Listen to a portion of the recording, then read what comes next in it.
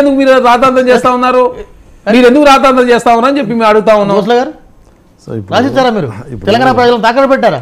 ఇప్పుడు పెద్దలు ఆచార్య మాట్లాడండు, అన్న మాట్లాడండు, బ్రదర్ మాట్లాడండు. ఒకటే ఒక సమస్య పుట్టింది.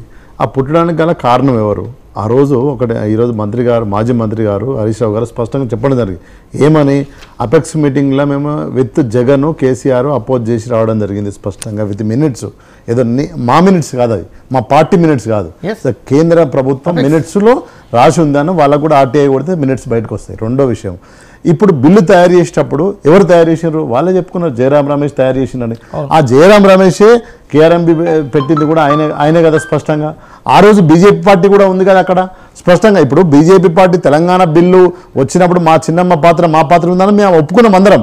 కానీ ఇప్పుడు ఏదైతే ఇద్దరు అన్నదమ్ముల మధ్యలో పంచాది తండ్రి లాంటి ఉన్న పైన కూర్చున్న కేంద్ర ప్రభుత్వం తీర్చాలి, కానీ తీర్చకుండా 10 సంవత్సరాలు ఎందుకు కాలయాపన చేసింది? ఫస్ట్ బీజేపీ పార్టీ చెప్పాలి. రెండోది, గతంలో బిల్లు ప్రిపేర్ చేసేటప్పుడు కాంగ్రెస్ పార్టీ ఏం చేసింది? ఎట్లా తయారు చేసింది? వాళ్ళే కదా తయారు చేసింది, మేము కాదు కదా తయారు చేసింది. మేము ఇప్పుడు విశ్లేషకులు అన్న చెప్పినట్టు స్పష్టంగా మేము ఏమన్నాం, కొన్ని ఎన్నికో తగ్గవలసిన అవసరాలు ఉన్నాయి. ఎట్లయితే 7 మండలాలు పోయినాయో అట్లా కొన్ని వీటిలో కేసీఆర్ ఆ రోజు మౌనం పాటించి కావచ్చు. ఎందుకు? తెలంగాణ రావాలనే ఉమ్మడి లక్ష్యంతో. కానీ మీరు కూడా ఇప్పుడు అన్నారు కదా, ఆచార్యని అన్నాడు, కేంద్ర రాష్ట్ర సంబంధాలు అద్భుతంగా ఉండాలి, కేంద్రం వేరే దేశం కాదు మన దేశమే అనేది స్పష్టంగా. అది రాజ్యాంగం, మన అందరం ఒకటే రాజ్యాంగం కింద ఉంటాం. కానీ మరి ఇన్ని రోజులు 9.5 ఏళ్లలో మీరు ఇనిషియేటివ్ తీసుకొని మాకు రావాల్సిన మాట మాకు, వాళ్ళకు రావాల్సిన మాట ఎందుకు పంచలే? అన్నదమ్ముల మధ్యలో ఎందుకు ఇన్ని రోజులు కాలయాపన చేసిండ్రు అంటే దీనికి సమాధానం ఎవరు చెప్పాలి? కేంద్రంలో ఉన్న బీజేపీ పార్టీ చెప్పాలి, గతంలో మాట్లాడి చేసిన బిల్లు చేసిన కాంగ్రెస్ పార్టీ చెప్పాలి. ఇవి చెప్పకుండా ఈరోజు పోయి ముఖ్యమంత్రి గారు రాసి యాక్సెప్ట్ చేసి వచ్చి ఫైట్ చేయాల్సి ఉండే. నువ్వు ఎందుకు ఫైట్ చేయలే? ఎందుకు ఫైట్ చేయాలి?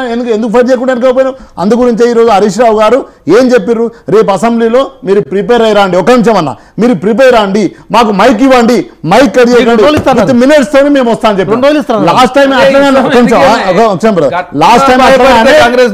ఏమంటున్నా, లాస్ట్ టైం అట్లనే వాళ్ళ మైకులు కట్ చేసారు. మేము చెప్తున్నాం కదా, కొంచెం అసెంబ్లీలో మేము మాట్లాడడానికి రెడీగా ఉంటాను అంటున్నాం, మాట్లాడనివ్వండి అంటే. నేనేమంటున్నా అంటే, మీరు చేసింది రైట్ అయితే మీరు ఎందుకు దెబ్బలు గుర్తుకుంటారు? ఎందుకు ధైర్యంగా చెప్పలేకపోతున్నారు? బట్టగాల్చి మీద ఎందుకు వేస్తున్నారు? మీరు ఏం చేసినో చెప్పండి. నేనేమంటున్నా, మేము ఏం చేసినామో ఏం చేయలేదో ఆడు ఉన్నది.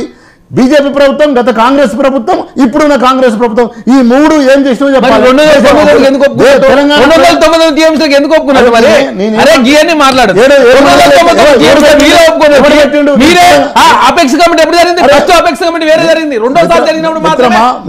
బయటకు వచ్చింది తప్ప మీరు 9 సంవత్సరాలు బిల్లు ఎవరు తయారు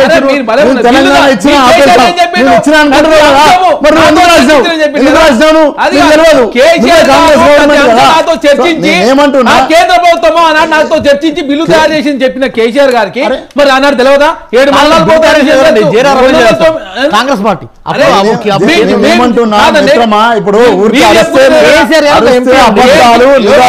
అప్పుడు ఎంపీ నా వల్లనే తెలంగాణ వచ్చింది, నేనే మొత్తం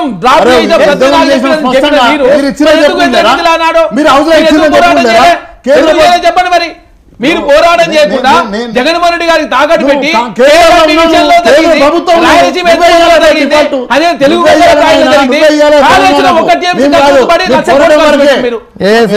తెలంగాణ మొత్తం దివాలా తీపిచ్చి మొత్తం తెలంగాణ ఆర్థిక దోషం చేసి మీరు 2 ఎకరాల వెంకట గారు ఎక్కడి నుంచి వచ్చిన కాళేశ్వరం వాటర్ అవి మేము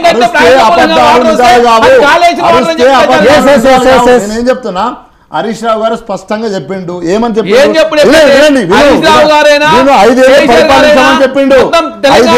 తీవ్ర అన్యాయం చేసిన మీరు 60 ఏళ్ళు ధ్వంసం చేసిందని ధ్వంసం చేసిన వాళ్ళు 60 ఏళ్ళు నీళ్లు లేవు, కరెంట్ లేదు, ధ్వంసం చేస్తే మేము బాగు చేస్తాం. తెలంగాణ ఎందుకు వచ్చింది? తెలంగాణ ఎందుకు వచ్చింది? ఒక ఫండమెంటల్ క్వశ్చన్, మిత్రుడికి ఒక ఫండమెంటల్ క్వశ్చన్, తెలంగాణ ఎట్లా వచ్చింది? అరుస్తే అబద్ధాలు నిజాలు కావు. బాగుపడాలి కాబట్టి ఇప్పుడు సెంటిమెంట్ సమస్య తీసుకొస్తున్నారు మీరు.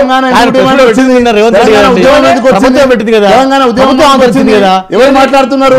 ప్రెస్ మీట్ పెట్టి ఓపెన్ గా చెప్పింది రేవంత్ రెడ్డి గారు కదా. మీ ఇష్టం వచ్చిన తిడతా మేము ప్రెస్ మీట్ పెట్టకపోతే ఏం పెడతామండి? మరి మీరు ఇష్టం వచ్చిన తిడుతున్నారా లేదా? 6 నెలలు ప్రశ్నిస్తామని చెప్తున్నా తెలంగాణ రాష్ట్రంలో కృష్ణా వాటర్ అనేది సెంటిమెంట్ అంశం కాబట్టి పార్లమెంట్ ఎలక్షన్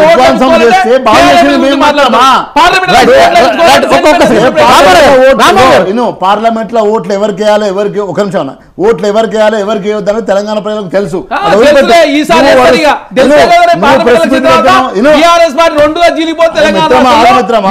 కనుమరుగయ్యే రోజు చాలా దగ్గరలో అన్యాయం చేసింది బీఆర్ఎస్ పార్టీ.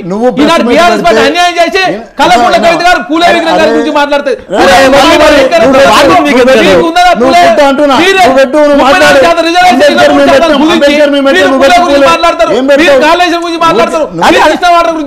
మీకుందా అసలు ఏం చేసిరండి?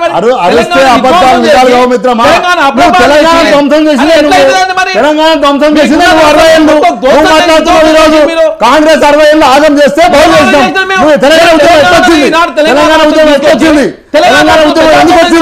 చెప్పు ఒక ఫండమెంటల్ క్వశ్చన్. మీ కథ అయిపోయింది. ఫండమెంటల్ క్వశ్చన్ తెలంగాణ ఉద్యమం ఎందుకు వచ్చి చెప్పు. మీరు వచ్చే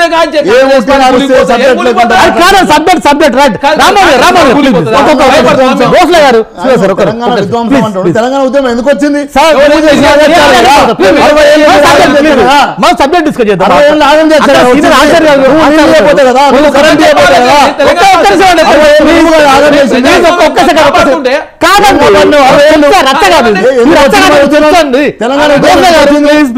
నేను ఒకటే ఫండమెంటల్ క్వశ్చన్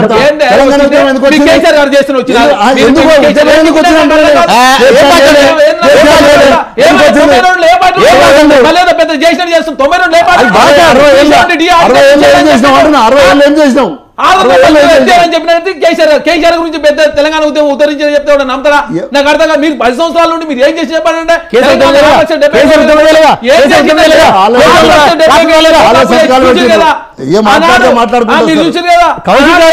అందరు చూసారు.